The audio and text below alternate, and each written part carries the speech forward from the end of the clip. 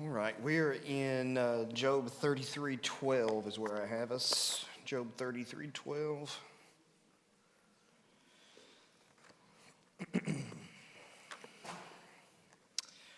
While I'm thinking about it, prayer schedules for November and December are out here on the foyer tables, and there's some as you exit out that door as well.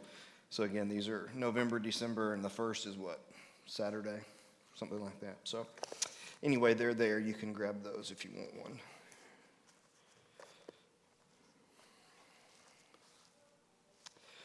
All right. We are in the midst of Elihu's monologue, his speech, this friend that apparently has been there for quite some time. We just now learn of his presence. And in this particular chapter, in chapter 33, it's up there, okay. He is going on, in chapter 32, he basically makes his case for speaking even though he is younger. And so he kind of argues his case that he has the right to speak up on these things even though he may be less experienced, which, inherently that he's not wrong. If you understand something, it doesn't really matter what your age is. And so in chapter 33, though, he's kind of telling Job that you should treat this like a learning experience. And as we observed, as with many of these speeches, that's a biblical principle. The Bible teaches us that suffering is an opportunity. One of the things that can come from it is that we learn, okay? Not just intellectually learn things, but matter of fact, suffering many times forces you to learn lessons you wouldn't volunteer for, okay? And what little that I have had to go through, I wouldn't have volunteered for it. But on the other side of it, I don't know that I would take anything for what I learned and just the change that it made. And so it's a biblical principle, of course. It doesn't necessarily apply to Job because he hasn't done anything. Although he will say at the end of the book that he has learned a lot of things about God. Okay, so in the midst of that speech then, we reinsert ourselves in verse 12. He says, I'll tell you what, let's just back up and read the first 11 so we can get the flow of what he's saying. But now hear my speech, O Job, and listen to all my words. Behold, I open my mouth, and the tongue in my mouth speaks. My word declares the uprightness of my heart, and what my lips know they speak sincerely. The Spirit of God has made me, and the breath of the Almighty gives me life. Answer me if you can. Set your words in order before me. Take your stand. Behold, I am toward God as you are. I too was pinched off from a piece of clay. Behold, no fear of me need terrify you. My pressure will not be heavy upon you. And so he's just kind of saying a few things to set the tone of their equality and his need to listen. Verse 8, surely you have spoken in my ears, and I have heard the sound of your words. You say, I am pure without transgression. I am clean, and there is no iniquity in me. Behold, he finds occasions against me, and he counts me as his enemy. He puts my feet in the stocks and watches all my paths. And so he's restating, in essence, what Job has been saying, or at least his understanding of what Job has been saying. So in verse 12, he begins his response to that. He says, behold, in this you are not right. I will answer you. And so even in some more modern translations, if you look at verses 8 through 11, you can see that they are in quotation marks, showing you that he is what the translators believe. There's not quotation marks on a manuscript that okay, he's putting it in quotation marks. But it's the translator's way of saying their understanding of what he is saying is that he is quoting the words of Job, and that's why it's placed in quotation marks. And so his conclusion to Job is, behold, in this you are not right, and I will answer you, for God is greater than man. I don't agree with what you've been saying. God is greater, and now he's going to continue to unfold his case against Job. He says, for God speaks in one way and in two, though man does not perceive it. Okay, a simple, he speaks in one way and in two. That's It's a Hebrew poetry device. It's just a way of emphasizing something. Verse 15, in a dream, in a vision of the night, when the deep sleep falls on men while they slumber on their beds, then he opens the ears of men and terrifies them with warnings, that he may turn aside from his deed and conceal pride from a man. He keeps back his soul from the pit, his life from perishing by the sword. And so God may appear directly to someone in the night, is what Elihu was saying, to warn him and to scare him away of his evil doing. All right? So verse 19, man is also rebuked with pain on his bed and with continual strife in his bones, so that his life loathes bread and his appetite the choicest food. His flesh is so wasted away that it cannot be seen, and his bones that were not seen stick out. His soul draws near to the pit, and his life and those who bring death. Okay, so what he's talking about, so these are the two ways God communicates. One is he might do it in a night, in a painful, fitful experience, he appears to you. Okay, again, I'm not promoting this. This is what he's saying. Okay, that's one. The second is sometimes he gets your attention by allowing you to suffer at length. Okay, that's why he's talking about if a person's bones are sticking out, the idea is not so much that they've had an injury, but that they're emaciated, their bodies, they've lost so much weight. Think of people who were in concentration camps and in prisoner of war camps, say in World War II. When you saw those pictures of them coming out, they looked like basically their skeletal structure. I mean, their ribs were very defined, and they had been just completely malnourished and things along those lines. And so it's the image of slowly and surely wasting away that God gets the attention of the person, is what Elihu is proposing. So he continues in 23 and says, if there be for him an angel, a mediator, one of 1,000, to declare to a man what is right for him, and he is merciful to him and says, deliver him from going down into the pit, I have found a ransom, let his flesh become fresh with youth, and let him return to the days of his youthful vigor. The man prays to God, and he accepts him, and he sees his face with a shout of joy, and restores to man his righteousness. He sings before men and says, I sinned and perverted what was right, and it was not repaid to me. He has redeemed my soul from going down into the pit, and my life shall look upon the light. Okay, so in 23 through 28, Elihu is saying, if this man who has been suffering for a long time, if somebody comes and intercedes to God on his behalf, God may restore the man who is suffering. Now, obviously, it's pretty clear what he's talking about, because Job has talked about this the whole time.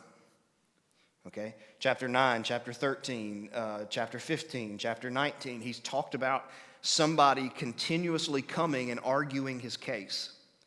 And that if he could argue his case, then God would straighten everything out. And what Elihu is saying is, well, yeah, maybe somebody, if a person is suffering for an extended period of time, if somebody intercedes for him, God may forgive him. Now, the question you have to be thinking about is, does Elihu see himself as that guy? That is, does Elihu see himself as the guy who God would listen to? Because that's what he's saying. If somebody that God respects, if that person talks to God about your suffering, then maybe God will restore you. And so does Elihu see himself as the guy that God respects and would listen to and would help Job out of the situation? And thus the implication would be then to Job is, if you listen to me and you're nice to me, I might pray for you. And that makes me think about the overconfidence of some people in their relationship with God. We should certainly, obviously it's a balance, you should certainly be confident in your relationship with God, but I remember a story. I don't remember exactly which book I read it in, but the story was something along these lines. A guy was, a preacher, a younger preacher was having some trouble in his work, and So he went to see an older, more experienced preacher, and he asked him to pray for him in his struggles. And the older preacher said, I'd be happy to do that, but first I want you to listen to something. And the older preacher just started listing off all of his sins. And after disclosing his sins to the younger preacher, he said, do you still feel like you want me to pray for you? The message he was trying to tell him was, don't assume because I'm older and maybe have a little more experience that my prayer is more effective than yours. Because I struggle the same way you do.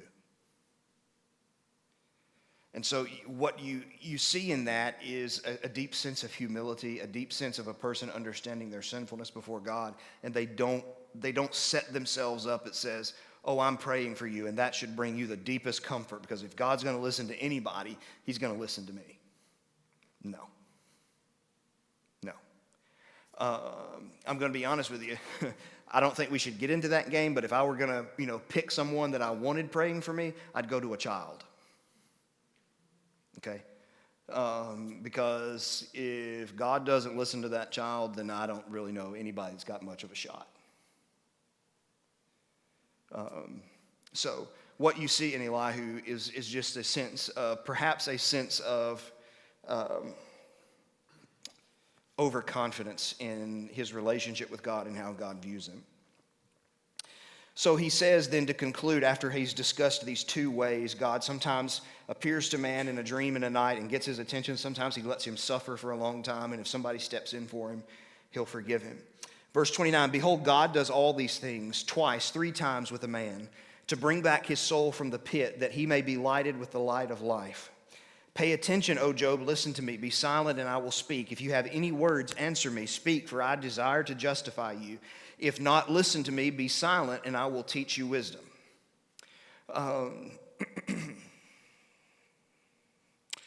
Now, his statement about God doing all these things to grab a man's attention, he's dead on. God is more merciful than we could ever imagine. And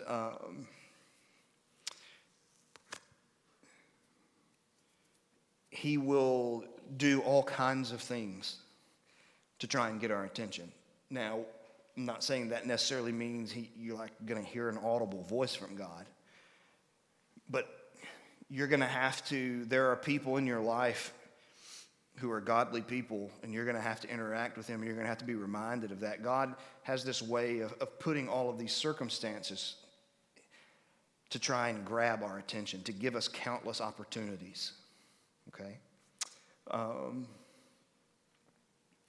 So God does do that. I'm not certain I know every way that he does that, but I do know that he does it.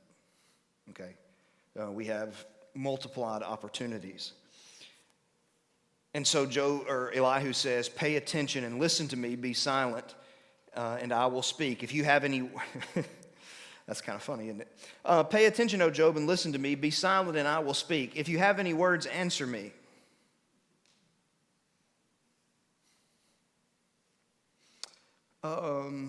It's kind of like a parent really frustrated. I'm thinking about, honestly, in 100% honesty, I'm thinking about Cosby's stand-up routine about raising kids. And, he's talking about how... your dad is yelling do you think, well, I don't know, be quiet. And then he goes on and continues to pontificate and then looks at the child and says, answer me. Like, which one is it? That's kind of what he's doing here. Now, look, you be quiet and I'll talk. Now, if you want to talk, I'll let you talk, but be quiet so I can talk. Okay. All right. He'll teach wisdom. So he says. All right, any questions or anything on that before we move into 34? Because now he's going to start getting a little more pointed in his speech. He's going to, Job has said some things about God that we've certainly noticed that are not right. Okay, He's going to rightfully, I think, in certain ways, take some of those statements to task and defend God, although I think that he probably overdoes it in his defense. And, sometimes I think we get in a big hurry to defend God. And I'm not saying that we should not defend faith and what God has said, but sometimes I think we just get so caught up in it. And it reminds me, so there's this old, Spurgeon, of course, was a 19th century Baptist preacher in London, and preached to thousands every week. He was an absolute genius. I mean, literally, that's all you can say about him. But he was talking about this, and I forget the exact context, if it was in letters to his students or something along those lines, but he made this statement that in preaching circles we talk about quite a bit. And I'll give you the statement, then I'll contextualize it for you. And the statement is simply, let the lion out. Let the lion out. Okay, so the context of it is that Spurgeon is addressing this very idea. We think it's our job to stand guard and to protect God from all the things that people hurl at him. And he said, look, suppose that you have a lion who is being transported from one place to the other, and people are coming because they want to take the lion away. He said, what do you think the smartest thing to do would be? For us as human beings to stand up and line up and to fight everybody that's coming for the lion? Or do you think the smartest thing to do would be open the cage and let the lion out? The lion can defend itself. And the point he's trying to make is, especially in preaching and teaching, sometimes you can feel this tendency that you're trying to defend God and you have to try and justify everything God does. Look, God is God. He's the lion. Let him out. We don't make apologies for him. Let him do what he does. He doesn't need me to defend him. I mean, little old scrawny me that can't even get it right half the time? Yeah. I'm here, okay. I'm going to rescue God from something? I don't think so. So, what Elihu does here is he tries to defend the way God governs the world. So, verse 34, chapter 34, verse 1. Then Elihu answered and said, hear my words, you wise men, and give ear to me, you who know. For the ear tests words as the palate tastes food. Okay, so everybody listen to me, even the wise men, and that may be a shot kind of at the three friends that have been speaking throughout this time. Everybody listen to me. And the simple illustration, the ear tests words like the palate tastes foods. Obviously, by the ear, he's using a figure of speech, right? It's not really the ear that tests the words. Nobody says, I tell you what do you think about this idea? Well, let me go home and let it roll around my ear a little bit, and then I'll come back and let you know. I mean, somebody might say that, but it's strange. Okay? What we mean by that is information enters in through our ears into our brain, and we contemplate it, and we test it. And that's what he's saying here. It's a similar process. He's just using empirical senses like taste and hearing to make his point. So he says, verse 4, let us choose what is right. Let us know among ourselves what is good. For Job has said, okay, here he is. He's going to characterize what some of Job's arguments in the past in the book. Job has said, I am in the right, and God has taken away my right. In spite of my right, I am counted as a liar. My wound is incurable, though I am without transgression. Now, he somewhat mischaracterizes some of the things that Job says. It's kind of like, when we have conversations and someone says, well, you said, and it's like they put a little extra mustard on what you're saying. They got a little more flair in it than what you actually said. Okay? Because some people, in confrontation, the part of their brain that kicks in is the flight or fight mode, and their thinking shuts down. It just absolutely shuts down. And that's not what you need in that moment. If you have a dispute, the fight or flight part of our brain is survival. So it is prone to attack. It's prone to attack the person coming on. It's prone to defend myself. I mean, it's not a bad thing. God put it there for a reason. But I need the part of my brain that does highly structured, critical thinking. But the thing is, when fight or flight kicks in, it shuts down all the other parts of the brain, which is the part I need to evaluate what is being said and to listen to it and to think through it correctly and to interpret it correctly. And so it's learning. That's what we mean when we talk about, in stressful moments, in high tense moments, keeping calm. That's what we're talking about. Tell that part of your brain to be quiet and engage the part of your brain that you need. And that is a learned habit.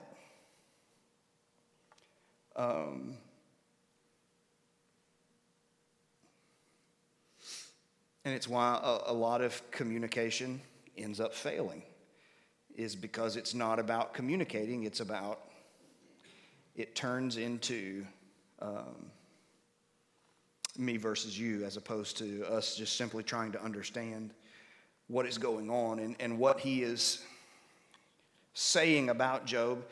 Even if some of the words and the phrases are similar to what Job has said, that's still not exactly.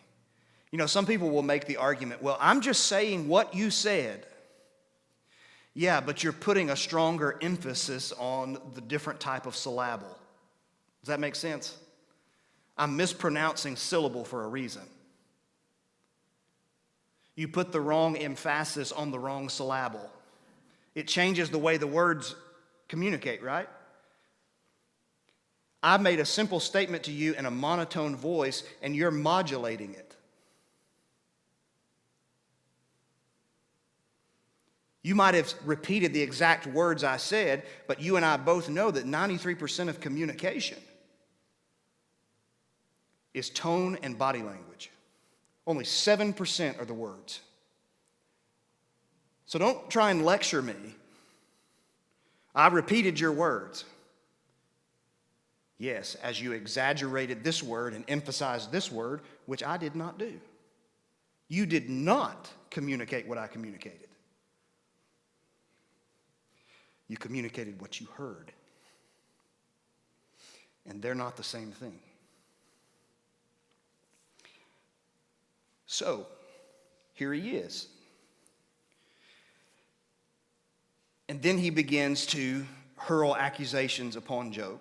What man is like Job, who drinks up scoffing like water, who travels in the company of evildoers and walks with wicked men? For he has said, it profits man nothing that he should take delight in God. And so he says, look, Job is just a scoffer. He's just turned his back on God. He's taken up his residence amongst people who don't believe in God, who don't want anything to do with God, who question God. And he has said it profits man nothing to serve God. Now, has Job said things that were similar to that? Yeah. But again, how are you emphasizing it? Are you emphasizing it in the way and communicating it in the way that Job is communicating it?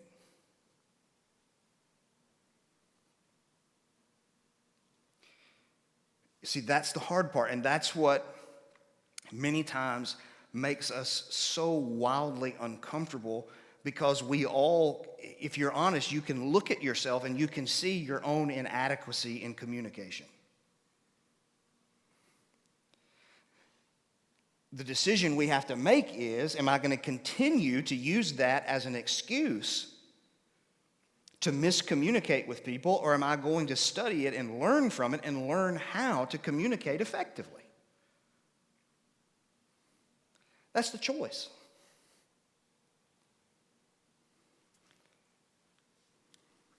So here he is mischaracterizing what people say. Let me,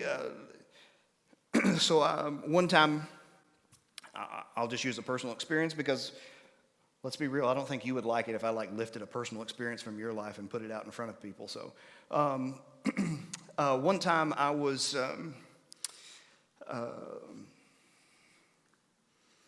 was in a hostile meeting, to say the least, and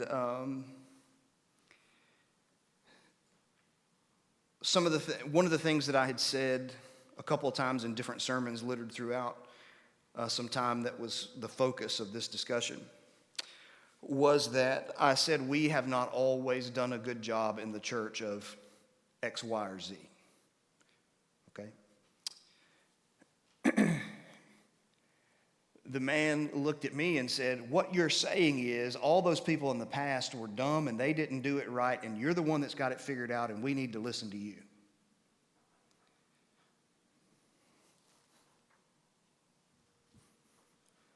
I didn't say that.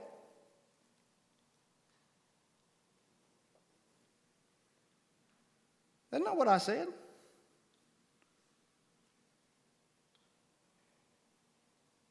You see, what you did was you took what I said and you interpreted it your way. All I did was make an observation. I didn't say you had to agree with it. I just gave you my observation.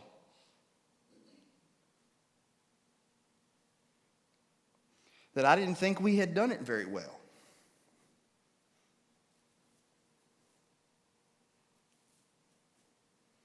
But I was not in any way lording over people, thinking that somehow I had found the solution, that something was being missed.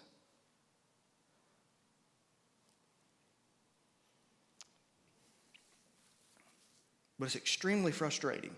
And it's so easy to see when it happens to you, and so incredibly hard to see when you do it to somebody else. So incredibly hard.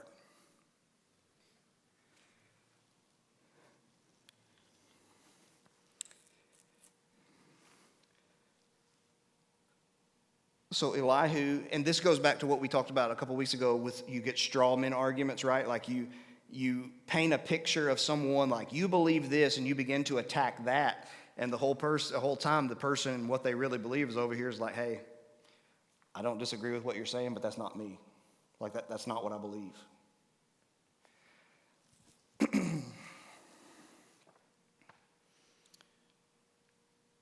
Okay, we're going to time out for just another minute. This is another thing. So when we get to, Elihu spent a whole chapter saying, I have the right to speak. I've been listening this whole time, and I can't be quiet any longer. Okay. Now, by my nature, I do not, and I think by my nature, by that I think I mean someone who is sane, I don't enjoy conflict. I don't like it. And as a matter of fact, in my past, I would just let things go that I know I shouldn't have let go. But I just let them go. But I'm going to tell you something. What happens when you let things go and let things go and let things go and let things go is it's like it's piling up and you hit a breaking point, and what happens? Buddy, the dam breaks and here it comes. And that's how you get an explosion. The key, and this is what Solomon talks about in Proverbs. He said, look, you need to check your anger before it gets out, because once it gets out, it's like water. And it floods people. It'll drown people. But this is what happens. You've got people who are in their minds, letting things go, and then all of a sudden there's this massive explosion. And all of this could have been avoided if we had simply actually talked about the things as they transpired and worked it out and tried to figure out kind of what was going on. Maybe I misunderstood you. Maybe you didn't mean it this way. But instead, we both buried it. One of us exploded, which led the other to explode, and now we're just swimming in chaos. And, I mean, if studying this book doesn't teach us anything, if it teaches us nothing else, it should teach us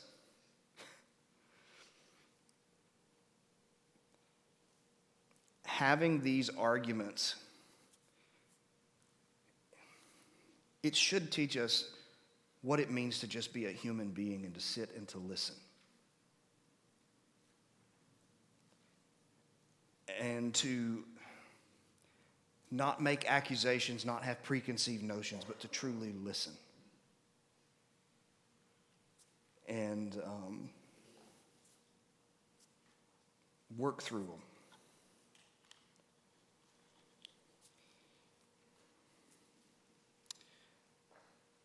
So he says, and he goes on to pontificate now that he has quoted Job.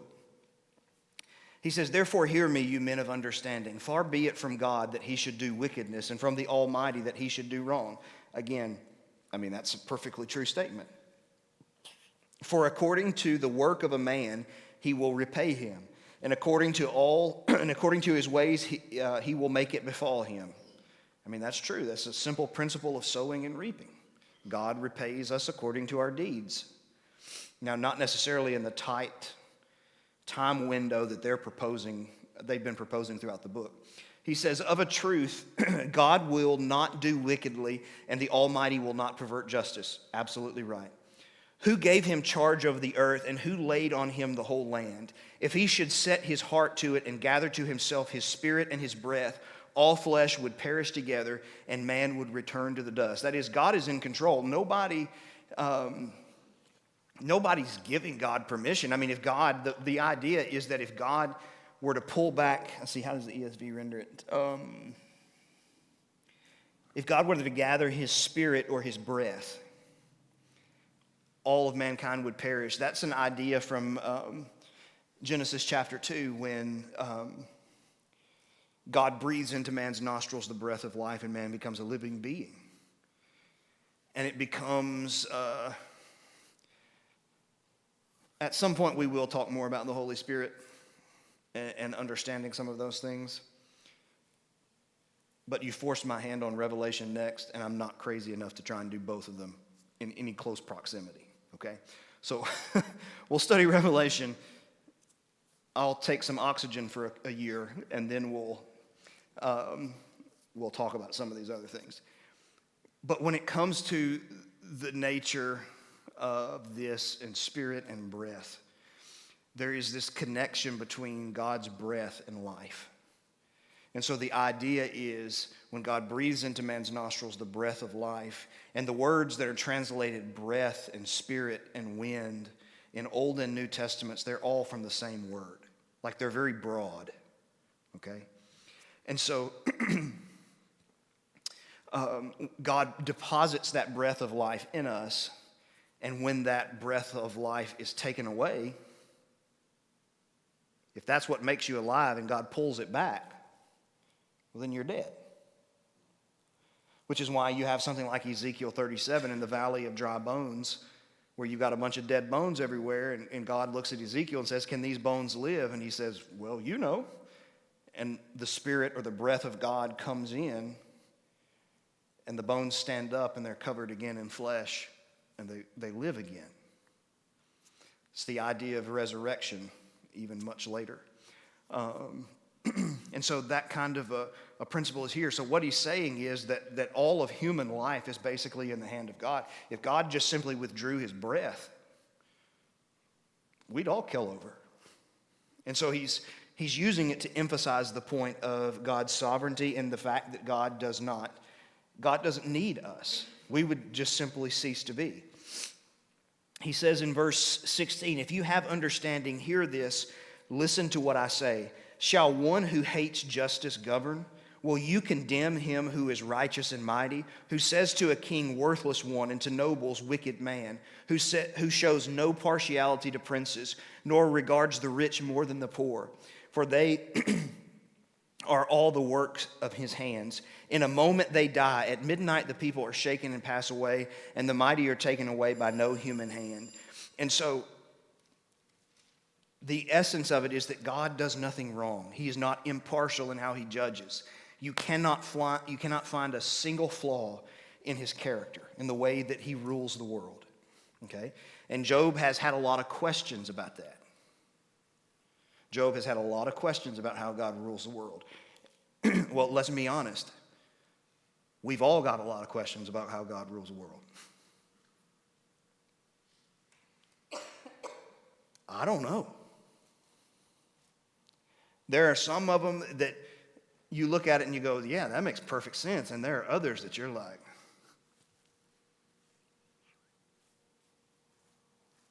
I have no clue. I'm not saying he's doing anything wrong. I'm just saying my brain can't piece it together.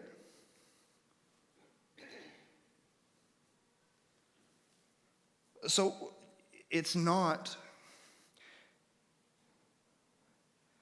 Some people kind of can sometimes represent the idea that it's somehow a lack of faith if you look at something and you're just kind of dumbfounded by it. Look, I mean, you read the Bible, that's what you're going to see. You're going to see people who come to God and talk to him and say, hey, I don't understand. I don't understand why this is happening. I don't understand what's happening to me. I don't understand what's happening to our nation. I don't understand any of this stuff. I'll be honest with you, I have a lot more suspicions of people who can look at everything in the world and say, well, you know, it just is what it is. Are you really, really thinking hard? Like, what bubble are you living in? And all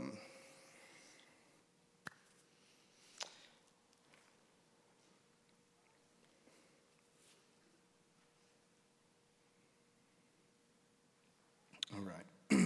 We will stop there in the middle of that discussion. We'll pick up in chapter 34 and verse 21.